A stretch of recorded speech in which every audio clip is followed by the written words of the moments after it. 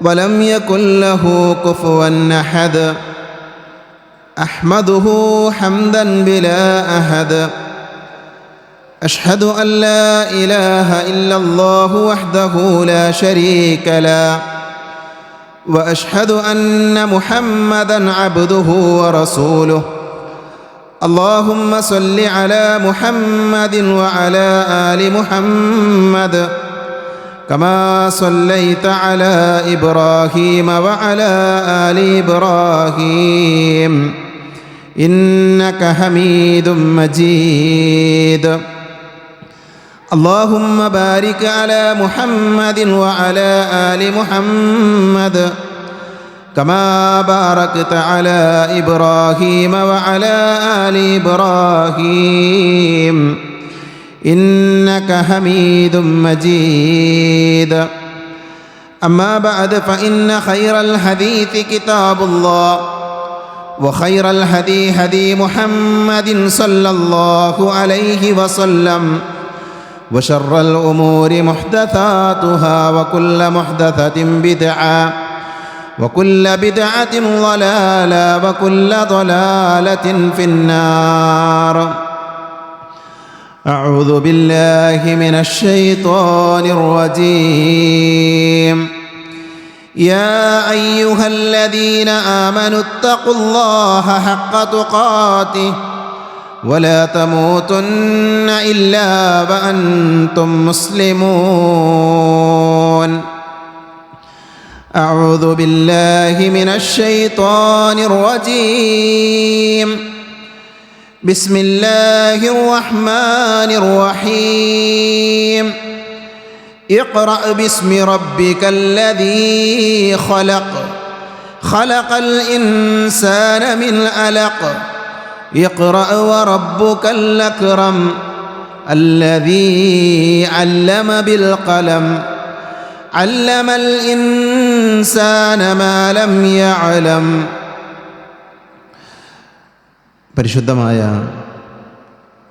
അള്ളാഹുവിൻ്റെ ഭവനത്തിൽ ഒരുമിച്ച് ചേർന്ന സഹോദരങ്ങളെ, സഹോദരികളെ, സർവ്വലോകരക്ഷിതാവായ അള്ളാഹുവിനെ സൂക്ഷിക്കണേ എന്ന് എന്നെയും നിങ്ങളെയും വളരെയധികം സ്നേഹത്തോടുകൂടെ ഓർമ്മപ്പെടുത്തുകയാണ്, ഉപദേശിക്കുകയാണ്.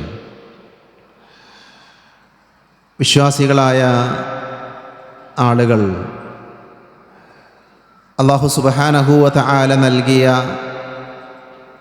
രണ്ട് ആഘോഷങ്ങളിൽ ഏറെ സുപ്രധാനമായ ബലിപെരുന്നാൾ ആഘോഷിക്കുകയും ലോകത്തിൻ്റെ വിവിധ ഭാഗങ്ങളിൽ നിന്ന് പരിശുദ്ധമായ മക്കയിൽ എത്തിച്ചേർന്ന വിശ്വാസികൾ ഹജ്ജ് നിർവഹിക്കുകയും ചെയ്ത സന്ദർഭത്തിലാണ് നമ്മളെല്ലാവരും ഈ പള്ളിയിൽ ഒരുമിച്ചിരിക്കുന്നത്. പ്രയാസങ്ങളും ബുദ്ധിമുട്ടുകളൊന്നുമില്ലാതെ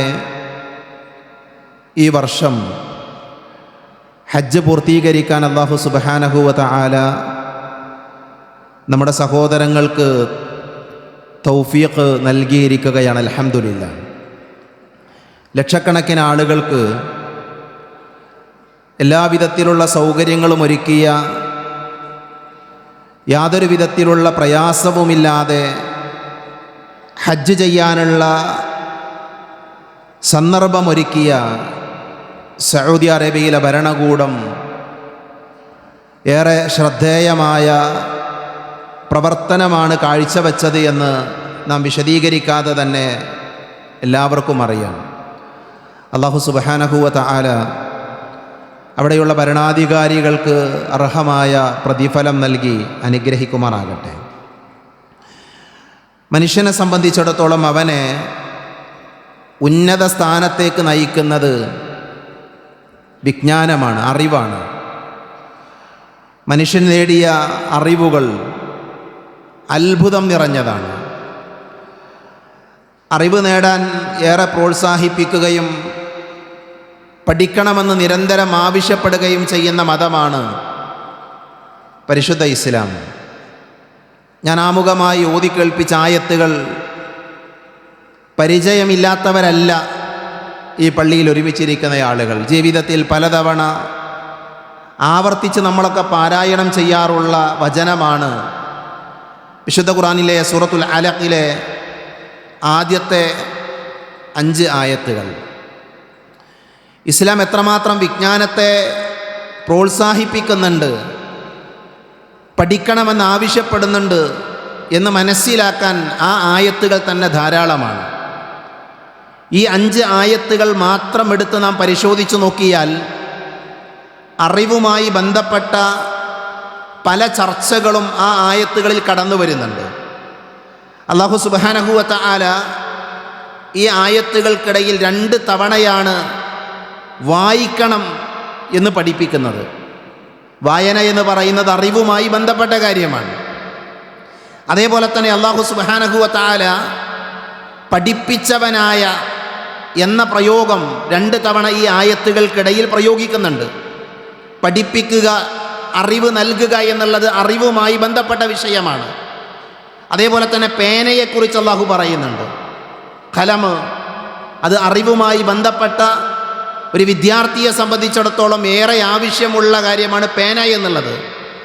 അതേപോലെ തന്നെ അറിയാത്തത് എന്നൊരു പ്രയോഗം അല്ലാഹു നടത്തുന്നുണ്ട്. അറിയാത്തത് എന്ന് പറയുമ്പോൾ അവിടെ ഒരു അന്വേഷണ ത്വരയുണ്ട്. അറിയാൻ വേണ്ടി, പഠിക്കാൻ വേണ്ടിയുള്ള പ്രേരണ അല്ലാഹു സുബ്ഹാനഹു വ തആല ആ ആയത്തിലൂടെ നമ്മളെ പഠിപ്പിക്കുന്നുണ്ട്. ചുരുക്കത്തിൽ വിശുദ്ധ ഖുർആനിൽ ആദ്യം അവതീർണമായ ആയത്തുകളിൽ തന്നെ പഠനവുമായി ബന്ധപ്പെട്ട, അറിവുമായി ബന്ധപ്പെട്ട ഒട്ടനവധി കൽപ്പനകൾ അല്ലാഹു സുബ്ഹാനഹു വ തആല നൽകുന്നത് നമുക്ക് കാണാൻ സാധിക്കും. യഥാർത്ഥത്തിൽ നമ്മളെല്ലാവരും അറിവ് നേടുന്ന ആളുകളാണ്. നമ്മുടെ ജീവിതത്തിൽ വ്യത്യസ്തമായ അറിവുകൾ സ്വന്തമാക്കാൻ വേണ്ടി നമ്മളെല്ലാവരും പരിശ്രമിക്കാറുണ്ട് എന്നുള്ളത് സത്യമാണ്. എന്താണ് യഥാർത്ഥത്തിലുള്ള അറിവെന്താണ്? വിശ്വാസികളായ നമ്മളെല്ലാവരും അനിവാര്യമായി നേടിയെടുക്കേണ്ട അറിവെന്താണ്? മഹാന്മാരായ പണ്ഡിതന്മാർ ഇബ്നുൽ ഖയ്യിം റഹ്മത്തുള്ളാഹി അലൈഹി പറഞ്ഞൊരു വാചകം, നീ അറിയണം, അന്നൽ ഇൽമ ഖാലല്ലാഹ്, അറിവെന്ന് പറഞ്ഞാൽ അത് അള്ളാഹു പറഞ്ഞതാണ്. അറിവ് എന്ന് പറഞ്ഞാൽ, ഇൽമ എന്ന് പറഞ്ഞാൽ അത് അള്ളാഹു പറഞ്ഞതാണ്. ഖാല റസൂലുഹു, അവൻ്റെ പ്രവാചകൻ പറഞ്ഞതാണ് സല്ലല്ലാഹു അലൈഹി വസല്ലം. വഖാല സ്വഹാബ, സ്വഹാബാക്കൾ പറഞ്ഞതാണ്. അപ്പോൾ ഇതാണ് അറിവ് എന്ന് പറഞ്ഞാൽ എന്താണ്? ഒരു വിശ്വാസിയെ സംബന്ധിച്ചിടത്തോളം വിജ്ഞാനമെന്ന് പറഞ്ഞാൽ, അറിവെന്ന് പറഞ്ഞാൽ ഭൗതികമായ വിജ്ഞാനമുണ്ട്, മറ്റു ഒട്ടനവധി വിജ്ഞാനങ്ങളുണ്ട്. അതെല്ലാം അറിവ് തന്നെയാണ്. പക്ഷേ ഏറ്റവും അഫ്ദലായ, ഏറ്റവും പ്രാധാന്യമുള്ള അറിവ് എന്ന് പറഞ്ഞാൽ അള്ളാഹു പറഞ്ഞത്, അള്ളാഹുവിൻ്റെ റസൂല് പറഞ്ഞത്, സ്വഹാബികൾ പറഞ്ഞത്, അതാണ് അറിവ് എന്നാണ് മഹാപണ്ഡിതനായ ഇബ്നുൽ ഖയ്യിം റഹ്മത്തുള്ളാഹി അലൈഹി നമ്മളെ പഠിപ്പിക്കുന്നത്. സുഫിയാനു സൗരി റഹ്മത്തുള്ളാഹി അലൈഹി പറഞ്ഞു, നീ അറിയണം, യഅലം അന്നൽ ഇൽമ ഇല്ലം യൻഫഅക ദറക. വല്ലാത്തൊരു പ്രയോഗമാണ്. അദ്ദേഹം പറയുന്നത്, അറിവ് എന്ന് പറഞ്ഞാൽ അത് നിനക്ക് ഉപകാരപ്പെടുന്നതാകണം. നീ നേടുന്നത് അറിവാണ് എങ്കിൽ അതെന്തു വേണം? നിനക്ക് ഉപകാരപ്പെടണം. നിനക്ക് ഉപകാരപ്പെടാത്തതിനെ അറിവ് എന്ന് പറയാൻ പാടില്ല, അത് ഉപദ്രവമാണ് എന്നാണ് മഹാനായ സുഫിയാനു സൗരി റഹ്മത്തുള്ളാഹി അലൈഹി പറഞ്ഞത്. ഇമാം ഷാഫി റഹ്മത്തുള്ളാഹി അലൈഹി പറഞ്ഞു, ലൈസൽ ഇൽമു മാ ഹുഫിള, ലൈസൽ ഇൽമു മാ ഹുഫിള, അറിവെന്ന് പറഞ്ഞാൽ നീ ഹൃദ്യസ്ഥമാക്കിയതല്ല, മനപ്പാടമാക്കിയതല്ല, മറിച്ചോ ഇന്നമൽ ഇൽമു മാ നഫഅ, നിനക്ക് ഉപകാരപ്പെട്ടത് എന്താണോ അതാണ് അറിവ് എന്ന് പറഞ്ഞാൽ. മഹാനായ ഇമാം ഷാഫി റഹ്മത്തുള്ളാഹി അലൈഹിയുടെ വാചകമാണത്. ഇമാം ദഹബി റഹ്മത്തുള്ളാഹി അലൈഹി സിറ അഅലാമുൻ നുബല എന്ന് പറയുന്ന പ്രസിദ്ധമായ ചരിത്ര ഗ്രന്ഥം എഴുതിയ പ്രഗത്ഭനായ പണ്ഡിതനാണ് ഇമാം ദഹബി റഹ്മത്തുള്ളാഹി അലൈഹി. ആ ഇമാം ദഹബി റഹ്മത്തുള്ളാഹി അലൈഹി പറഞ്ഞു, മൽ ഇൽമുൻ നാഫിഉ, ഉപകാരമുള്ള അറിവ് എന്താണ് എന്ന് നിനക്കറിയുമോ? എന്നിട്ട് അദ്ദേഹം പറഞ്ഞു, ഹുവ മാ നസല ബിഹിൽ ഖുർആൻ വഫസ്സറഹു റസൂലുള്ളാഹി സ്വല്ലല്ലാഹു അലൈഹി വസല്ലം ഖൗലൻ വഅമലൻ, അതാണ് ഉപകാരമുള്ള അറിവ്.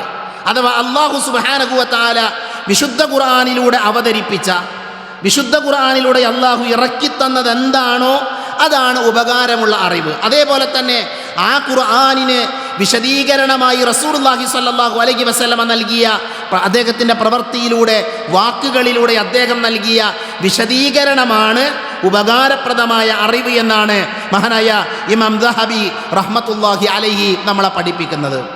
ഏതാനും പണ്ഡിതന്മാരുടെ ഉദ്ധരണികൾ ഞാൻ എൻ്റെ സഹോദരങ്ങളുടെ ശ്രദ്ധയിലേക്ക് കൊണ്ടുവരാൻ കാരണം അറിവ് എന്താണ് എന്ന് നമ്മളെല്ലാവരും മനസ്സിലാക്കണം. നമ്മുടെ ലോകത്ത് നാം ജീവിക്കുന്ന ഈ കാലഘട്ടത്തിൽ വലിയ വിജ്ഞാനങ്ങളുണ്ട്, ഒരുപാട് അറിവുകളുണ്ട്. ആ അറിവുകൾ എല്ലാം, ഉപകാരമുള്ള എല്ലാ അറിവുകളും നേടിയെടുക്കാൻ വിശ്വാസികളായ ആളുകൾ പരിശ്രമിക്കേണ്ട കാലഘട്ടം തന്നെയാണ് ഇത് എന്ന വിഷയത്തിൽ സംശയമല്ല. ഇതിൽ മതപരമായ അറിവ്, ഭൗതികമായ അറിവ് എന്ന വേർതിരിവില്ലാതെ നമ്മൾ മനസ്സിലാക്കേണ്ടത് എല്ലാ അറിവുകളും നമ്മൾ എന്ത് ചെയ്യണം? നേടിയെടുക്കണം. പക്ഷേ കണ്ടീഷൻ എന്താണ്? അതുകൊണ്ട് ഉപകാരമാകണം, അതുകൊണ്ട് ഉപദ്രവം ഉണ്ടാകാൻ പാടില്ല. അപ്പം നമ്മുടെ കുട്ടികൾ അവർ പഠിക്കുന്ന ആളുകളാണ്. ഈ പള്ളി നിൽക്കുന്നത് തന്നെ 3 കലാലയങ്ങളുടെ മധ്യത്തിലാണ്, 3 വിദ്യാഭ്യാസ സ്ഥാപനങ്ങളുടെ ഒരു മധ്യഭാഗത്തായിക്കൊണ്ടാണ് ഈ പള്ളി നിൽക്കുന്നത്. നോക്കൂ നിങ്ങൾ, അറിവ് പഠിക്കാൻ, അറിവ് നുകരാൻ ആയിരക്കണക്കിന് കുട്ടികൾ വരുന്ന ഒരു കേന്ദ്രത്തിൻ്റെ സമീപത്താണ് നമ്മുടെ പള്ളിയുള്ളത്. നമ്മുടെ മക്കൾ അവിടെ പഠിക്കുന്നുണ്ട്. അതേപോലെ തന്നെ വ്യത്യസ്തമായ 100 കണക്കിന് സ്ഥാപനങ്ങളിൽ നമ്മുടെയൊക്കെ കുട്ടികൾ പഠിച്ചുകൊണ്ടിരിക്കുന്നുണ്ട്. മഹാനായ സുഫ്യാൻ ഇബ്നു ഉയൈന റഹ്മത്തുള്ളാഹി അലൈഹി പറഞ്ഞ ഒരു വാചകമുണ്ട് ഇവിടെ. അദ്ദേഹം പറഞ്ഞു, അവ്വലുൽ ഇൽമി ഹുസ്നുൽ ഇസ്തിമാ. കുട്ടികളൊക്കെ നന്നായി ശ്രദ്ധിക്കേണ്ട കാര്യമാണ്. അറിവിൻ്റെ കൂട്ടത്തിൽ ഏറ്റവും പ്രധാനപ്പെട്ട കാര്യം എന്താ? മുതിർന്ന ആളുകളും കുട്ടികളുമെല്ലാം പഠിച്ചു വെക്കേണ്ട വാചകമാണ് അവ്വലുൽ ഇൽമി ഹുസ്നുൽ ഇസ്തിമാ. അറിവുള്ള ആളുകൾ, അറിവ് നേടണമെന്ന് ആഗ്രഹിക്കുന്ന ആളുകൾ അവരാദ്യം ശ്രദ്ധിക്കേണ്ടതറിയോ? നന്നായി കേൾക്കുന്ന ആളുകളാകണം. അത് മതപരമായ വിഷയമാകട്ടെ, ഭൗതികമായ വിഷയമാകട്ടെ, നല്ല ശ്രോതാക്കളാകാൻ നമുക്ക് പറ്റണം. ഒരു ഖുത്ബ കേൾക്കുമ്പോൾ അത് ശ്രദ്ധിച്ച് കേൾക്കാൻ പറ്റണം. ഒരു പ്രഭാഷണം കേൾക്കുമ്പോൾ അത് ശ്രദ്ധിച്ച് കേൾക്കാൻ സാധിക്കണം. നമ്മുടെ അധ്യാപകർ നമുക്ക് ക്ലാസ് എടുക്കുമ്പോൾ ആ ക്ലാസ്സിൽ ശ്രദ്ധിച്ച് കേൾക്കുന്ന കുട്ടികളായി മാറാൻ വിദ്യാർത്ഥികൾക്ക് സാധിക്കണം എന്ന് അദ്ദേഹം പറഞ്ഞു. സുമ്മൽ ഫഹം, പിന്നെ ആ കേട്ട കാര്യങ്ങൾ മനസ്സിലാക്കണം. എന്താണ് ഈ പറയുന്നത്? അത് മനസ്സിലാക്കാനുള്ള കഴിവ് നമുക്കുണ്ടാക്കണം. അതേപോലെ തന്നെ സുമ്മൽ ഹിഫ്ള്, പിന്നെ അത് ഹൃദ്യസ്ഥമാക്കണം, പിന്നെ അത് മനഃപ്പാടമാക്കണം. സുമ്മൽ അമൽ, പിന്നെ അതുകൊണ്ട് പ്രവർത്തിക്കണം. സുമ്മൻ നശ്ർ, പിന്നെ അത് പ്രചരിപ്പിക്കണം. നോക്കൂ, നിങ്ങളൊരു വിദ്യാർത്ഥിക്കുണ്ടാകേണ്ട, മതം പഠിക്കുന്ന ഭൗതികമായ മേഖലയിൽ, ഏത് മേഖലയിലാകട്ടെ പഠിക്കുന്ന ഒരാൾ ശ്രദ്ധിക്കേണ്ട നിർദ്ദേശങ്ങളാണ് മഹാനായ സുഫ്യാൻ ഇബ്നു ഉയൈന റഹ്മത്തുള്ളാഹി അലൈഹി നൽകുന്നത്. അദ്ദേഹം പറഞ്ഞു, നല്ല കേൾവിക്കാരനാകണം. അതേപോലെ തന്നെ അത് മനസ്സിലാക്കാൻ സാധിക്കണം, അത് ഹൃദ്യസ്ഥമാക്കാൻ സാധിക്കണം. ആ പഠിക്കുന്ന കാര്യങ്ങൾ കൊണ്ട് അമല് ചെയ്യാൻ, വിശിഷ്യ മതപരമായ കാര്യങ്ങൾ, നമസ്കാരത്തെക്കുറിച്ച് കേട്ടു, സുന്നത്ത് നമസ്കാരങ്ങളെക്കുറിച്ച് കേട്ടു, ആദാബുകളെക്കുറിച്ച് കേട്ടു, മര്യാദകളെക്കുറിച്ച് കേട്ടു. അപ്പം എന്ത് വേണം? അത് കേട്ടു, മനസ്സിലാക്കി, പിന്നെ അത് നമ്മൾ പ്രവർത്തിക്കണം. അതിൻ്റെ ശേഷമാണ് സുമ്മൻ നശ്ർ, പിന്നെയാണ് പ്രചരിപ്പിക്കേണ്ടത്. പലപ്പോഴും നമ്മളിൽ പല ആളുകളും ആദ്യം തന്നെ പ്രചരിപ്പിക്കുന്ന ആളുകളായിട്ട് മാറും. ഞാൻ ആരെയും കുറ്റം പറയുന്നതല്ല. നമ്മുടെ വാട്സപ്പിലേക്ക് ദിനേനെ ഒട്ടനവധി അറിവുകൾ വരുന്നുണ്ട്. പ്രഭാഷണങ്ങളായി, ക്ലാസ്സുകളായി, ക്ലിപ്പുകളായി പലതും വരുന്നുണ്ട്. ആ ക്ലിപ്പുകളെല്ലാം നേരിട്ട് പ്രചരിപ്പിക്കുന്ന ആളുകളായിക്കൊണ്ടാണ് പല ആളുകളും മാറാറുള്ളത്. ഗ്രൂപ്പുകളിലേക്ക് ഷെയർ ചെയ്യാൻ എളുപ്പമാണ്. ഷെയർ ചെയ്യുന്നത് തെറ്റായത് കൊണ്ടല്ല. പക്ഷേ ആദ്യത്തെ പണി എന്താ? നന്നായി ഒന്ന് കേൾക്കണം, എന്നിട്ട് ആ പറയുന്നതൊന്ന് മനസ്സിലാക്കണം. അത് ഹൃദ്യസ്ഥമാക്കേണ്ടതാണ് എങ്കിൽ ഹൃദ്യസ്ഥമാക്കണം, മനഃപ്പാടമാക്കണം. അമല് ചെയ്യാനുള്ളതാണ് എങ്കിൽ അതുകൊണ്ട് അമല് ചെയ്യണം. എന്നിട്ടാണത് പ്രചരിപ്പിക്കേണ്ടത് എന്നാണ് മഹാനായ സുഫ്യാൻ ഇബ്നു ഉയൈന റഹ്മത്തുള്ളാഹി അലൈഹി പറയുന്നത്. അല്ലാഹു സുബ്ഹാനഹു വ തആല നമ്മളെ പഠിപ്പിച്ചു, ഇന്നല്ലാഹ യർഫഉ ബിഹാദൽ കിതാബി അഖ്വാമൻ വയളഉ ബിഹി ആഖരീൻ. നമ്മുടെ നെഞ്ചത്ത് നമ്മൾ കൊത്തിവെക്കേണ്ട വാചകമാണിത്. അല്ലാഹു സുബ്ഹാനഹു വ തആല ഈ ഖുർആൻ കൊണ്ട് ചില ആളുകളെ ഉയർത്തും. ചില ആളുകളെ അല്ലാഹു ഈ ഖുർആൻ കൊണ്ട് ഉയർത്തും. അതേപോലെ തന്നെ വയളഉ ബിഹി ആഖരീൻ, അല്ലാഹു സുബ്ഹാനഹു വ തആല മറ്റു ചില ആളുകളെ ഇകഴ്ത്തുമെന്ന് റസൂലുള്ളാഹി സ്വല്ലല്ലാഹു അലൈഹി വസല്ലമ നമ്മളെ പഠിപ്പിക്കുകയാണ്. മഹാനായ ഉമർ ഇബ്നു ഖത്താബ് റളിയല്ലാഹു അൻഹുവിൻ്റെ കാലഘട്ടത്തിൽ, ഉമർ റളിയല്ലാഹു അൻഹു മദീനയിലാണ്. മക്കയുടെ ഭരണത്തിൻ്റെ ചുമതല മഹാനായ ഉമർ റളിയല്ലാഹു അൻഹു നാഫിഉ ഇബ്നു അബ്ദുൽ ഹാരിസ് എന്ന് പറയുന്ന വ്യക്തിയെ ഏൽപ്പിച്ചു. മക്കയുടെ ഭരണ ചുമതല നാഫിഉ ഇബ്നു അബ്ദുൽ ഹാരിസിനെ ഏൽപ്പിച്ചു. അങ്ങനെ ഉമർ റളിയല്ലാഹു അൻഹു മദീനയിൽ ഭരണം നടത്താണ്. ഉമർ റളിയല്ലാഹു അൻഹു മദീനയുടെയും മക്കയുടെയും ഇടയിലുള്ളൊരു പ്രദേശമാണ് അഫ്സാൻ എന്ന് പറയുന്ന പ്രദേശം. അസ്ഫാൻ എന്നും അതേപോലെ തന്നെ ഉസ്ഫാൻ എന്നൊക്കെ വിളിക്കപ്പെടുന്ന ആ പ്രദേശം. ഉമർ റളിയല്ലാഹു അൻഹു തൻ്റെ ഒരു ആവശ്യത്തിന് വേണ്ടി അസ്ഫാൻ എന്ന് പറയുന്ന അല്ലെങ്കിൽ ഉസ്ഫാൻ എന്നു പേരുള്ള പ്രദേശത്ത് വന്നു. ആ പ്രദേശം മദീനയിൽ നിന്നും മക്കയിൽ നിന്നും അതിൻ്റെ രണ്ടിൻ്റെ ഇടയിലാണ്. മക്കയിലുമല്ല മദീനയിലുമല്ല. അവിടെ വെച്ചുകൊണ്ട് മഹാനായ ഉമർ റളിയല്ലാഹു അൻഹു നാഫിഉ ഇബ്നു അബ്ദുൽ ഹാരിസിനെ കാണുകയാണ്. ഉമർ റളിയല്ലാഹു അൻഹു നാഫിഉ അബ്ദുൽ ഹാരിസിനെ മക്കയുടെ ഭരണ ചുമതല ഏൽപ്പിച്ച ആളാണ്. അപ്പോൾ ഉമർ റളിയല്ലാഹു അൻഹു ചോദിച്ചു, നിങ്ങളെന്താ ഇവിടെ? നിങ്ങളെന്താ ഇവിടെ നിൽക്കുന്നത്? ഞാൻ നിങ്ങളെ മക്കയുടെ ഭരണ ചുമതല ഏൽപ്പിച്ച ആളല്ലേ? നിങ്ങൾ എന്തുകൊണ്ട് ഇവിടെ നിൽക്കുന്നു? ആരാണിപ്പോൾ മക്കയെ ഭരിക്കുന്നത്? ആരാണ് മക്കയുടെ ഭരണ ചുമതല നിർവഹിക്കുന്നത്? ഉമർ റളിയല്ലാഹുവിന്റെ ചോദ്യം. ആ സമയത്ത് മഹാനായ നാഫി ഇബ്നു അബ്ദുൽ ഹാരിസ് അദ്ദേഹം പറഞ്ഞു, എൻ്റെ ഒരു അടിമയുണ്ട്, എൻ്റെ ഒരു മൗലയുണ്ട്. ആ മൗലയാണ്, എൻ്റെ അടിമയായ മൗലയാണ് എന്ത് ചെയ്യുന്നത്? മക്കയുടെ ഭരണ ചുമതല നിർവഹിക്കുന്നത്. ഉമർ റളിയല്ലാഹുവിന് ദേഷ്യം വന്നു. കാരണം എന്താ? അദ്ദേഹം നാഫി ഇബ്നു അബ്ദുൽ ഹാരിസിനെ ഏൽപ്പിച്ചതാണ്. എന്നിട്ട് അദ്ദേഹം ഏൽപ്പിച്ചത് ഒരു അടിമയെ, അദ്ദേഹത്തിൻ്റെ ഒരു അടിമയെ, ഒരു മൗലയെ, സഹായിയാണ് മക്ക പോലെയുള്ള പരിശുദ്ധമായ ഒരു പ്രദേശത്തിൻ്റെ ഭരണ ചുമതല ഏൽപ്പിച്ചിരിക്കുന്നു. ഉമർ റളിയല്ലാഹുവിന് ദേഷ്യം വന്നു. അപ്പോൾ ഉമർ റളിയല്ലാഹു അൻഹുവിനോട് നാഫി ഇബ്നു അബ്ദുൽ ഹാരിസ് പറഞ്ഞു, ഞാൻ ഏൽപ്പിച്ചു പോന്ന എൻ്റെ അടിമയുണ്ടല്ലോ, ഇന്നഹു ഖാരിഉൻ ലികിതാബില്ലാഹി അസ്സ വജല്ല വഇന്നഹു ആലിമുൻ ബിൽ ഫറായിൽ. രണ്ട് വാചകമാണ് അദ്ദേഹം പറഞ്ഞത്. ഞാൻ ഏൽപ്പിച്ചു പോന്ന അടിമ എന്ന് പറഞ്ഞാൽ അത് ആരാണെന്ന് അറിയുമോ? ഇന്നഹു, തീർച്ചയായും അദ്ദേഹം ഖാരിഉൻ ലികിതാബില്ലാ, അല്ലാഹുവിന്റെ കിതാബ് അറിയുന്ന ആളാണ്, ഖുർആൻ അറിയുന്ന ആളാണ്. അതേപോലെ തന്നെ വഇന്നഹു ആലിമുൻ ബിൽ ഫറായിൽ, ഫറായിലുകൾ അറിയുന്ന ആലിമാണ് അദ്ദേഹം. ഫറായിൽ എന്ന് പറഞ്ഞാൽ അനന്തരാവകാശ നിയമം. ഇസ്ലാമിക വിജ്ഞാനങ്ങളിലെ ഏറ്റവും പ്രയാസമുള്ള, ഏറ്റവും നന്നായി പഠിക്കേണ്ട, ഒരുപക്ഷെ സൗദി അറേബ്യ പോലെയുള്ള രാജ്യങ്ങളിൽ ഒരാളെ ജഡ്ജിയാക്കണമെങ്കിൽ, ഖാലിയാക്കണമെങ്കിൽ അവിടുത്തെ ക്വാളിഫിക്കേഷൻ എന്താ? ആദ്യം അവർ നോക്കുക, അയാൾക്ക് ഇൽമുൽ ഫറായിൽ അറിയുമെന്നാണ്. അഥവാ അനന്തരാവകാശ നിയമം അറിയോ? ആ അനന്തരാവകാശ നിയമം അറിയുക എന്നുള്ളത് മഹത്വമുള്ള കാര്യമാണ്. കാരണം അത്രമാത്രം വലിയ വിജ്ഞാനമാണത്. ആ വിജ്ഞാനം അറിയുന്നയാളാണ് എൻ്റെ അടിമ, എൻ്റെ സഹായി. ആ സമയത്താണ് മഹാനായ ഉമർ റളിയല്ലാഹു പറഞ്ഞത്, അമാ ഇന്ന നബിയക്കും സല്ലല്ലാഹു അലൈഹി വസല്ലം ഖദ് ഖാൽ ഇന്നല്ലാഹ യർഫഉ ബിഹാദൽ കിതാബി അഖ്വാമൻ വയലഉ ബിഹി ആഖരീൻ. അല്ലാഹു സുബ്ഹാനഹു വ തആല ഈ കിതാബ് കൊണ്ട് ചില ആളുകളെ ഉയർത്തുമെന്ന് പറഞ്ഞത് എത്ര സത്യമാണ്. നോക്കൂ, നിങ്ങൾ അടിമയായിരുന്ന, മൗലയായിരുന്ന, ഒരു വീട്ടിലെ ജോലിക്കാരനായിരുന്ന വ്യക്തിയെ മക്ക ഭരിക്കുന്ന ഭരണാധികാരിയുടെ സ്ഥാനത്തേക്ക് ഉയർത്തിയതിൻ്റെ മാനദണ്ഡം എന്താണ്? അദ്ദേഹത്തിന് ഖുർആൻ അറിയാമെന്നുള്ളതാണ്, അദ്ദേഹത്തിന് ഇൽമുൽ ഫറായിൽ അറിയാമെന്നുള്ളതാണ്. അതാണ് വിജ്ഞാനം കൊണ്ട് അല്ലാഹു സുബ്ഹാനഹു വ തആല ചില ആളുകളെ ഉയർത്തും. ചില ആളുകൾ ആ വിജ്ഞാനം കൊണ്ട് തന്നെ അധപതിച്ചവരായി മാറും. നമ്മളെല്ലാവരും പഠിക്കുന്ന ആളുകളാകണം. ഏറ്റവും പ്രാധാന്യത്തോടുകൂടെ നമ്മൾ പഠിക്കേണ്ടത് എന്താണ്? അത് ഒരു സംശയവുമില്ല, മതപരമായ വിജ്ഞാനമാണ്. മഹാനായ ഇമാം ഷാഫി റഹ്മത്തുള്ളാഹി അലൈഹി അദ്ദേഹം പറയുന്ന ഒരു വാചകമുണ്ട്, അൽ ഇൽമു സ്വൈദുൻ. അൽ ഇൽമു സ്വൈദുൻ. നമ്മൾ വേട്ടയാടലിനെ കുറിച്ച് കേട്ട ആൾക്കാരാണ്. അദ്ദേഹം പറഞ്ഞു, അൽ ഇൽമു സ്വൈദുൻ വൽ കിതാബത്തു ഖൈദുഹു. ഇൽമെന്ന് പറഞ്ഞാൽ, അറിവെന്ന് പറഞ്ഞാൽ വേട്ടയാടി പിടിച്ചൊരു മൃഗമാണെന്നാ.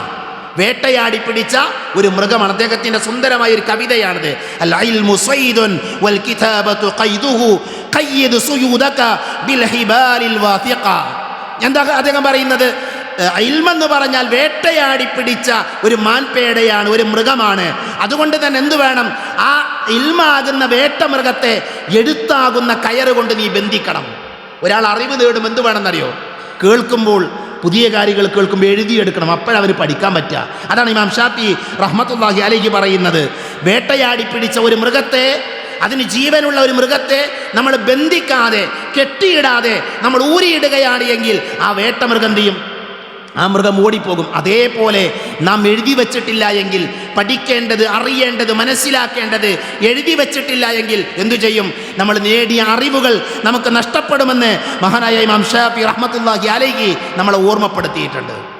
ഇമാം ഷാഫി റഹ്മത്തുള്ളാഹി അലൈഹി പഠിക്കുന്ന ആളുകൾക്ക് നൽകിയ 5 ഉപദേശമുണ്ട്.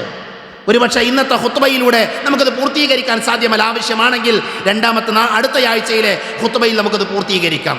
അദ്ദേഹം പറയാണ്, അഖി ലൻ തനാലൽ ഇൽമ ഇല്ലാ ബിസിത്തത്തിൻ. 6 കാര്യങ്ങൾ കൊണ്ടല്ലാതെ ഒരാൾക്ക് അറിവ് നേടാൻ സാധ്യമല്ല എന്നാണ്. 6 കാര്യങ്ങൾ ഉണ്ടാകണം. അറിവ് നേടുന്ന മനുഷ്യനാകണോ, അറിവുള്ളവനാകണോ, നിന്റെ ജീവിതത്തിൽ എന്തു വേണം? 6 കാര്യങ്ങൾ ഉണ്ടാകണം. എന്നിട്ട് അദ്ദേഹം പറഞ്ഞു, സഉൻബീക അൻ തഫ്സീലിഹാ ബിബയാനിൻ.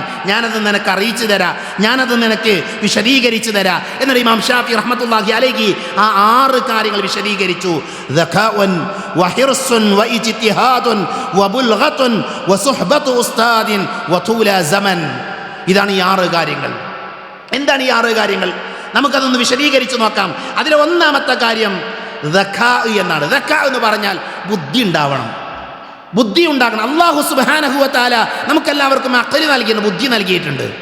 നോക്കൂ, നിങ്ങൾ അള്ളാഹുവിൻ്റെ സൃഷ്ടികൾ എടുത്തു നോക്കൂ. നിങ്ങൾ അള്ളാഹുവിൻ്റെ സൃഷ്ടികൾ മനുഷ്യന്മാരും ജിന്നുകളുണ്ട്, മലക്കുകളുണ്ട്, മൃഗങ്ങളുണ്ട്. എന്താണ് ഈ 3 സൃഷ്ടികൾ തമ്മിലുള്ള വ്യത്യാസം? എന്താ? അല്ലാഹു സുബ്ഹാനഹു വ തആല മലക്കുകൾക്ക് അഖൽ നൽകിയിട്ടുണ്ട്, ബുദ്ധി നൽകിയിട്ടുണ്ട്.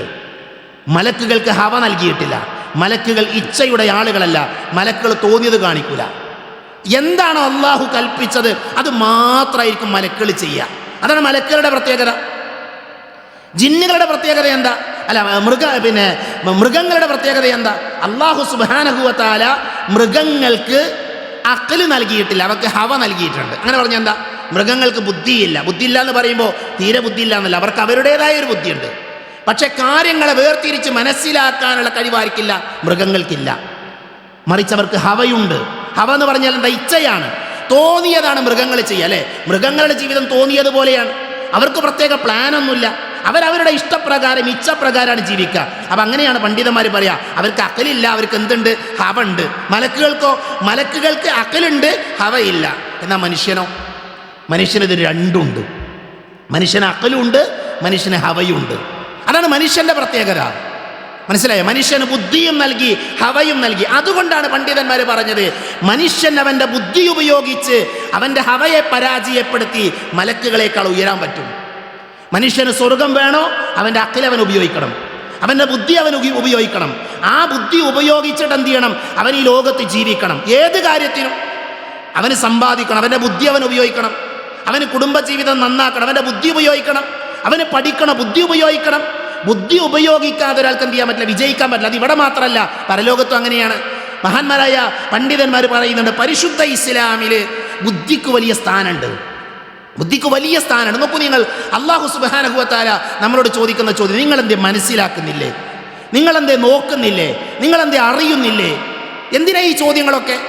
ആകാശത്തെക്കുറിച്ച് അല്ലാഹുവിൻ്റെ ചോദ്യം, വഇല സമാഇ കൈഫ റുഫിഅത്, ആകാശം എങ്ങനെയാണ് നാട്ടി നിർത്തിയിരിക്കുന്നത് എന്ന് നിങ്ങൾ നോക്കുന്നില്ലേ? നോക്കൂ നിങ്ങൾ, ഈ ഒരു ചോദ്യത്തിലൂടെ വാനശാസ്ത്രത്തെക്കുറിച്ച് പഠിക്കാൻ അല്ലാഹു നമ്മളെ പ്രേരിപ്പിക്കുകയാണ്. ആകാശം എന്ന് പറയുന്ന അത്ഭുതത്തെക്കുറിച്ച് പഠിക്കാൻ ഈ ഒരൊറ്റ ചോദ്യം മതി. വഇലൽ അർളി കൈഫ സുത്തിഹത്, ഭൂമി എങ്ങനെയാണ് വിധാനിക്കപ്പെട്ടത് എന്ന് അവൻ നോക്കുന്നില്ല എന്ന ചോദ്യം. അഫലാ യൻദുറൂന ഇലൽ ഇബ്ലി കൈഫ ഖുലിഖത്, ഒട്ടകത്തിന്റെ സൃഷ്ടിപ്പ് എങ്ങനെയാണ് എന്ന ചോദ്യത്തിലൂടെ ജീവശാസ്ത്രം പഠിക്കാനുള്ള പ്രേരണ ഖുർആനിലുണ്ട്. അഫലാ തഅഖിലൂൻ അഫലാ തുബ്സിറൂൻ, നിങ്ങൾ ആലോചിക്കുന്നില്ലേ? നിങ്ങൾ കാണുന്നില്ലേ? നിങ്ങൾ നോക്കുന്നില്ലേ? ഇതൊക്കെ എന്തിനാ? മനുഷ്യന്റെ ബുദ്ധിയെ തൊട്ടുണർത്തുന്ന ഒട്ടനവധി ചോദ്യങ്ങൾ വിശുദ്ധ ഖുർആനിൽ നമുക്ക് കാണാൻ സാധിക്കും. അതുകൊണ്ട് തന്നെ ബുദ്ധി ഉപയോഗിക്കണം. അറിവ് നേടണോ? ബുദ്ധി ഉപയോഗിക്കണം. ഇനി രക്ഷിതാക്കൾ ആലോചിച്ചോളി, നമ്മുടെ കുട്ടിക്ക് 10ാം ക്ലാസ് കഴിഞ്ഞ് ഫുൾ A+ കിട്ടിയാൽ എന്തായിരിക്കും നമ്മുടെ ചിന്ത? നമ്മൾ എന്താ അവനെ പഠിപ്പിക്കുക? ഞാൻ ഭൗതിക വിദ്യാഭ്യാസത്തിന് എതിരൊന്നുമല്ല, ഭൗതിക വിദ്യാഭ്യാസം അനിവാര്യമാണ്.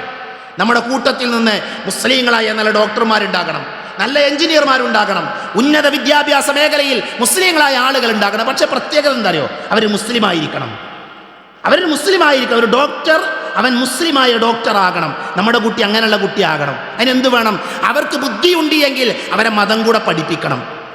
മതവിദ്യാഭ്യാസത്തിന് നമ്മൾ എന്ത് ചെയ്യണം? പ്രാധാന്യം കൊടുക്കാൻ വേണ്ടി നമ്മൾ ശ്രദ്ധിക്കണം. നോക്കൂ നിങ്ങൾ, ഇസ്ലാമിൻ്റെ ചരിത്രം നമ്മൾ വായിക്കുമ്പോൾ ഉമർ റളിയല്ലാഹു അൻഹുവിനെ കുറിച്ച് പഠിക്കുമ്പോൾ നമുക്ക് മനസ്സിലാക്കാൻ പറ്റും, ഇസ്ലാമിൽ മുഹമ്മദ് നബി സല്ലല്ലാഹു അലൈഹി വസല്ലമയ്ക്ക് ശേഷം ഒരു പ്രവാചകൻ ഉണ്ടാകുമായിരുന്നെങ്കിൽ അത് ഉമർ ബിൻ ഖത്താബ് ആകുമായിരുന്നു എന്ന് പ്രവാചകൻ സല്ലല്ലാഹു അലൈഹി വസല്ലം പറഞ്ഞിട്ടുണ്ട്. എന്തുകൊണ്ടറിയോ? ഉമർ ഖാൻ അങ്ങേയറ്റം ബുദ്ധിയുള്ള ആളായിരുന്നു. ഉമർ ഖാൻ നമ്മൾ വിചാരിക്കുന്ന പോലെ ഒരു നിസാരക്കാരനായ ആളല്ല. ഇപ്പം ബദറിലെ വിശ്വാസികൾ ബദറിൽ വിജയിച്ചു. ബദറിൽ അവിശ്വാസികളായ ആളുകളെ, മുശ്രിക്കുകളായ ആളുകളെ ബന്ദിയാക്കി. അപ്പം നബി ചോദിച്ചു, എന്താ അവരെ ചെയ്യേണ്ടത്? ഇവരെന്താ കാട്ടുക? അപ്പോൾ അബൂബക്കർ തന്നെ അവരിൽ നിന്ന് എന്തെങ്കിലുമൊക്കെ സ്വീകരിച്ചിട്ട് അവരെ നമുക്ക് വിട്ടുകളയാം, അവർക്ക് മാപ്പ് കൊടുക്കാം. ഉമർ ഖാൻ പറഞ്ഞത് എന്താ? അവരെ കൊന്നുകളയണമെന്നാണ്. ഉമർ ഖാൻ്റെ ആ തീരുമാനത്തെ ശരിപ്പെടുത്തിയാണ് അല്ലാഹു സുബ്ഹാനഹു വ തആല ആയത്തിറക്കുന്നത്. അതേപോലെ തന്നെ പ്രവാചകൻ സല്ലല്ലാഹു അലൈഹി വസല്ലമയുടെ ഭാര്യമാര് എല്ലാവരുമായി കൊണ്ട് ഇടപഴകുന്നതിനെ അദ്ദേഹം ഇഷ്ടപ്പെട്ടില്ല. അപ്പം അതിനൊരു ഒരു നിയന്ത്രണം വേണമെന്ന് ആലോചിച്ചു? ഉമർ ഖാൻ ആലോചിച്ചു. ആ ആലോചനയുടെ ആ ഒരു ചിന്തയെ ശരിവെച്ചുകൊണ്ടാണ് പ്രവാചകൻ സല്ലല്ലാഹു അലൈഹി വസല്ലമയുടെ ഭാര്യമാര് എന്ത് ചെയ്യാൻ പാടില്ല? മറ്റുള്ള ആളുകളുമായി ഇടപഴകി സംസാരിക്കാൻ പാടില്ല, ഹിജാബ് സ്വീകരിക്കണമെന്ന ആയത്തിറങ്ങുന്നത്. നോക്കൂ നിങ്ങൾ, ഇന്ന് ലോകത്തുള്ള 18 ലക്ഷം അല്ലെങ്കിൽ 20 ലക്ഷം ആളുകൾ പരിശുദ്ധമായ മക്കയിൽ ഹജ്ജ് നിർവഹിച്ചു. അവർ തവാഫ് കഴിഞ്ഞാൽ 2 റക്അത്ത് നമസ്കാരം മഖാമു ഇബ്രാഹിമിൻ്റെ പിന്നിൽ വെച്ച് നിസ്കരിക്കും. ആ നിസ്കാരം എങ്ങനെ വന്നത്? ഉമർ ഖാനൊരു ആഗ്രഹം, ഈ മഖാമു ഇബ്രാഹിമിന്റെ പിന്നിൽ വെച്ച് 2 റക്അത്ത് നിസ്കരിക്കണമെന്ന ഉമർ റളിയല്ലാഹു അൻഹുവിന്റെ ചിന്തയെ, അദ്ദേഹത്തിന്റെ ആലോചനയെ സത്യപ്പെടുത്തിക്കൊണ്ടാണ് പ്രവാചകൻ സല്ലല്ലാഹു അലൈഹി വസല്ലമയിലൂടെ അല്ലാഹു ഇത് പഠിപ്പിക്കുന്നത്. അപ്പോൾ ഉമർ തന്നെ നല്ല ബുദ്ധിയുള്ള മനുഷ്യനായിരുന്നു എന്ന് നമുക്ക് കാണാൻ സാധിക്കും. അതുകൊണ്ട് തന്നെ നമ്മുടെ ബുദ്ധി നമ്മൾ ഉപയോഗിക്കണം. അറിവ് നേടണോ, ബുദ്ധിയുള്ള ആളുകളാകണം. വാജിബായ അറിവുകളുണ്ട്, മനസ്സിലായില്ല? അനിവാര്യമായി നേടേണ്ട നമസ്കാരം, സക്കാത്ത്, നോമ്പ് പോലെയുള്ള അനിവാര്യമായി നമ്മൾ നേടേണ്ട അറിവുകളുണ്ട്. അതുകൊണ്ട് തന്നെ പഠിക്കുമെന്ന് തീരുമാനിക്കുകയും നമ്മുടെ ബുദ്ധിയെ ഉപയോഗിക്കാൻ വേണ്ടി നമ്മൾ ശ്രദ്ധിക്കുകയും ചെയ്യുക. അല്ലാഹു നമുക്ക് അതിനുള്ള തൗഫീഖ് നൽകി നമ്മെ അനുഗ്രഹിക്കുമാറാകട്ടെ.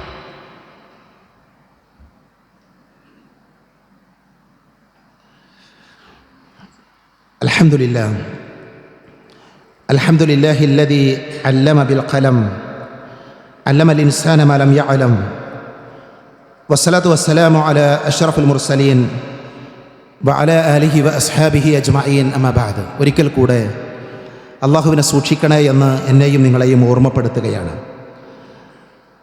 അറിവ് നേടണമെങ്കിൽ ബുദ്ധിയുള്ള ആളുകളാകണം. അല്ലാഹു സുബ്ഹാനഹു വ തആല നമുക്കെല്ലാവർക്കും ബുദ്ധി നൽകിയിട്ടുണ്ട്.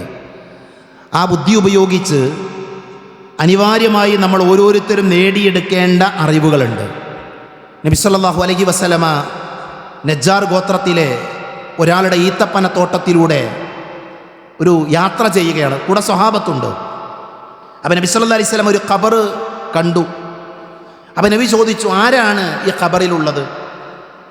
ഈ ഖബറിൽ മറമാടപ്പെട്ട് കിടക്കുന്ന മനുഷ്യന്മാരാരാണ്? അപ്പം നബി സല്ലല്ലാഹു അലൈഹി വസല്ലമക്ക് അവർ പറഞ്ഞു കൊടുത്തു, നാസുൻ മാതു ഫിൽ ജാഹിലിയ, അവർ ജാഹിലിയത്തിൽ മരിച്ചുപോയ ഒരു കൂട്ടം ആളുകളാണ്. അപ്പം നബി സല്ലല്ലാഹു അലൈഹി വസല്ലമ പറഞ്ഞു, തഅവ്വദു ബില്ലാഹി മിൻ അദാബിൽ ഖബർ, നിങ്ങൾ അള്ളാഹുവിനോട് ഖബറിലെ അദാബിൽ നിന്ന് അള്ളാഹുവിനോട് നിങ്ങൾ കാവൽ ചോദിച്ചോളൂ. എന്നിട്ട് പ്രവാചകൻ പറഞ്ഞു, ഇന്ന ഹാദിഹിൽ ഉമ്മത തുബ്തല ഫി ഖുബൂരിഹ, ആ ആളുകൾ, ആ ഖബറിൽ കിടക്കുന്ന ആളുകൾ ആ ഖബറിൽ അദാബ് അനുഭവിച്ചുകൊണ്ടിരിക്കുകയാണ്, അവർ ഖബറിൽ ശിക്ഷ അനുഭവിച്ചു കൊണ്ടിരിക്കുകയാണ്. എന്ന് നബി പറഞ്ഞു, ഒരു മുഅ്മിനായ മനുഷ്യനെ ഖബറിലേക്ക് വെച്ചാൽ ആ ഖബറിലേക്ക് നമ്മൾ ഇറക്കി വെച്ച് നമ്മൾ തിരിച്ചു പോകുന്ന മലക്ക് വരും. എന്നിട്ട് മലക്കവനോട് ചോദിക്കും, ആരാണ് നിൻ്റെ റബ്ബ്, ആരാണ് നിൻ്റെ പ്രവാചകൻ, ഏതാണ് നിൻ്റെ ദീന്? പ്രവാചകൻ സല്ലല്ലാഹു അലൈഹി വസല്ലമ പഠിപ്പിച്ച സുദീർഘമായ ഒരു ഹദീത്താണിത്. സഹോദരങ്ങളെ, ഇതൊരു മനുഷ്യൻ അനിവാര്യമായി നേടേണ്ട അറിവാണ്. നാളെ എന്നെയും നിങ്ങളെയും ഖബറിൽ കൊണ്ടുപോയി വെച്ചാൽ ഈ ചോദ്യത്തെ നമ്മൾ നേരിടേണ്ടി വരും. നമ്മൾ പ്രതീക്ഷിക്കാത്ത സമയത്ത് മരണം കടന്നു വരുമെന്ന് കഴിഞ്ഞ ഖുതുബയിലൂടെ ഞാൻ സൂചിപ്പിച്ചു. നമ്മുടെ മരണം സംഭവിച്ച് നമ്മളെ ഖബറിൽ കൊണ്ടുപോയി വെച്ചാൽ ആ ഖബറിൽ വെച്ച് നമ്മൾ നേരിടാൻ പോകുന്ന ആദ്യത്തെ ചോദ്യം എന്താ? മൻ റബ്ബുക, ആരാണ് നിന്റെ റബ്ബ്? ആ റബ്ബ് ആരാണ് എന്ന ചോദ്യത്തിന് മറുപടി പറയണമെങ്കിൽ റബ്ബിനെ കുറിച്ച് നമ്മൾ അറിയണം. ഫഅലം, നീ അറിയണം എന്നാണ്. നോക്കൂ നിങ്ങൾ, അള്ളാഹുവിൻ്റെ പ്രയോഗം നോക്കൂ നിങ്ങൾ. സൂറത്ത് മുഹമ്മദിൽ അല്ലാഹ് പറയാം, ഫഅലം, നീ അറിയണം, അന്നഹു ലാ ഇലാഹ ഇല്ലല്ലാഹ്, ആരാധനക്കർഹനായി അള്ളാഹു അല്ലാതെ മറ്റാരുമില്ല. എങ്ങനെ ആരാധനക്കർഹനായി അള്ളാഹു മാത്രമാണ് എന്ന് പറഞ്ഞാൽ മതി. പക്ഷെ എന്താ അല്ലാഹ് പറഞ്ഞത്? ഫഅലം, നീ അറിയണം, നീ മനസ്സിലാക്കണം, നീ പഠിക്കണം. അത് അറിയേണ്ട കാര്യമാണ്, പഠിക്കേണ്ട കാര്യമാണ്. അതുകൊണ്ടാണ് അല്ലാഹു സുബ്ഹാനഹു വ തആല ആ രീതിയിൽ പ്രയോഗിച്ചത്. അതുകൊണ്ട് തന്നെ നമ്മൾ അനിവാര്യമായി നേടിയെടുക്കേണ്ട അറിവുകൾ നമ്മൾ നേടണം. ഈ ലോകത്തിനൊരു ഇമാം ഷാഫി ഉണ്ടായത്, ഈ ലോകത്തിനൊരു ഇമാം ബുഖാരി ഉണ്ടായത്, അതേപോലെ തന്നെ ഇമാം മാലിക് ഉണ്ടായത് അവരവരുടെ ബുദ്ധി ഉപയോഗിച്ചത് കൊണ്ടാണ്. ഇമാം ഷാഫി റഹ്മത്തുള്ളാഹി അലൈഹി 10 ലക്ഷം ഹദീത്തുകൾ മനപ്പാടാക്കിയ ഇമാം മാലിക് റഹ്മത്തുള്ളാഹി അലൈഹിയുടെ മുവത്ത അദ്ദേഹത്തിൻ്റെ മകൾ മനപ്പാടമാക്കിയിരുന്നു. ഇമാം മാലിക് റഹ്മത്തുള്ളാഹി അലൈഹിയുടെ മുവത്ത അദ്ദേഹത്തിൻ്റെ മകൾക്ക് മനപ്പാടമായിരുന്നു. അങ്ങനെ ഇമാം മാലിക് റഹ്മത്തുള്ളാഹി അലൈഹി മുവത്ത വായിപ്പിക്കും തൻ്റെ ശിഷ്യന്മാരെ കൊണ്ട്. അപ്പം മകള് അകത്തിരുന്നത് കേൾക്കുന്നതാണ്, ഇവർ വായിക്കുന്നത് കേൾക്കും. അപ്പോൾ വായിക്കുന്നത് കേൾക്കുമ്പോൾ ഈ വിദ്യാർത്ഥികൾക്ക്, വായിക്കുന്ന ആളുകൾക്ക് തെറ്റിയാൽ ഇമാം മാലിക്കിൻ്റെ മകൾ വാതിലിൽ അടിച്ചിട്ടെന്ത് ചെയ്യും? ശബ്ദം ഉണ്ടാക്കും. അപ്പോൾ ബാപ്പാക്ക് മനസ്സിലാകും വായിക്കുന്ന ആൾക്ക് എന്തോ തെറ്റിയിട്ടുണ്ട്, ഒന്നുകൂടെ ഒന്ന് വായിക്കാൻ പറയും. അങ്ങനെ അദ്ദേഹം തെറ്റി തിരുത്തുമായിരുന്ന അത്രമാത്രം കഴിവുണ്ടായിരുന്ന ആർക്ക്? ഇമാം മാലിക് റഹ്മത്തുള്ളാഹി അലൈഹിയുടെ മകൾക്ക്. മനസ്സിലായില്ലേ? ഇമാം ഷാഫി, ഇമാം ബുഖാരി റഹ്മത്തുള്ളാഹി അലൈഹി 3 ലക്ഷം ഹദീത്തുകൾ മനപ്പാടാക്കിയിരുന്ന 3 ലക്ഷം ഹദീത്തുകൾ മനപ്പാടാക്കിയിരുന്നു. ഈ ഖുതുബകൾക്ക് എൻ്റെ പ്രിയപ്പെട്ട വിദ്യാർത്ഥികൾ മനസ്സിലാക്കേണ്ടത്, നമ്മുടെ തല അതൊരു നിസ്സാരമായ കാര്യമല്ല. പലതും ബൈഹാട്ടാക്കാനുള്ള, മനപ്പാടമാക്കാനുള്ള കഴിവ് അല്ലാഹു നമുക്ക് നൽകിയിട്ടുണ്ട്. ഇമാം ഷാഫി റഹ്മത്തുള്ളാഹി അലൈഹി 10 വയസ്സാകുമ്പോഴേക്ക് ഖുർആൻ മനപ്പാടമാക്കി. അതേപോലെ തന്നെ ഇമാം മാലിക്കിൻ്റെ മുവത്ത മനപ്പാടാക്കി. എന്തെല്ലാം ഗ്രന്ഥങ്ങൾ മനപ്പാടാക്കി. നമുക്ക് പണ്ടൊക്കെ കുറച്ച് മൊബൈൽ നമ്പറെങ്കിലും കാണാതെ അറിയായിരുന്നു. ഇപ്പോഴോ സ്വന്തം ഭാര്യൻ്റെ നമ്പർ വരെ ഇപ്പം നമുക്ക് കാണാതെ അറിയില്ല, ഭർത്താവിൻ്റെ നമ്പർ അറിയില്ല. നമ്മുടെ മനഃപ്പാടമാക്കാനുള്ള, ഹൃദ്യസ്ഥമാക്കാനുള്ള, ഹൈഫുളാക്കാനുള്ള കഴിവൊക്കെ നഷ്ടപ്പെട്ടുകൊണ്ടിരിക്കുകയാണ്. കാരണം എന്താ? നമ്മൾ ടെക്നോളജികളുടെ പിറകെയാണ്. പറയുന്ന ഞാൻ അതിൽ നിന്ന് വ്യത്യസ്തനൊന്നുമല്ല. അതുകൊണ്ട് തന്നെ നമ്മൾ എന്ത് ചെയ്യണം? പഠിക്കാൻ നമ്മൾ തയ്യാറാകണം. ഇമാം ഷാഫി റഹ്മത്തുള്ളാഹി അലൈഹി നമ്മളെ ഓർമ്മപ്പെടുത്തിയ, പഠിക്കണോ, അറിവുള്ളയാളാകണോ, പരലോകത്ത് വിജയിക്കണോ എങ്കിൽ നിന്റെ ബുദ്ധി നീ ഉപയോഗിച്ചോ. ഇൻഷാ അല്ലാഹ് ഇതുമായി ബന്ധപ്പെട്ട് അദ്ദേഹം വിശദീകരിച്ച ബാക്കിയുള്ള കാര്യങ്ങൾ വരുന്ന ഖുത്ബയിലൂടെ നമുക്ക് വിശദീകരിക്കാം. അല്ലാഹു സുബ്ഹാനഹു വ തആല നമുക്കതിനുള്ള തൗഫീഖ് നൽകി നമ്മെ അനുഗ്രഹിക്കുമാറാകട്ടെ. അറിഞ്ഞുമറിയാതെയും നമ്മുടെ ജീവിതത്തിൽ സംഭവിച്ചു പോയ ചെറുതും വലുതുമായ എല്ലാ തെറ്റുകുറ്റങ്ങളും അല്ലാഹു പുറത്തു മാപ്പാക്കി തരുമാറാകട്ടെ. രോഗം കൊണ്ട് ബുദ്ധിമുട്ടുന്നവരുണ്ട്, അല്ലാഹു അവർക്ക് ശിഫ നൽകുമാറാകട്ടെ. മരണപ്പെട്ടു പോയ ആളുകളുണ്ട്, അല്ലാഹു അവർക്ക് മഗ്ഫിറത്ത് നൽകി അനുഗ്രഹിക്കുമാറാകട്ടെ.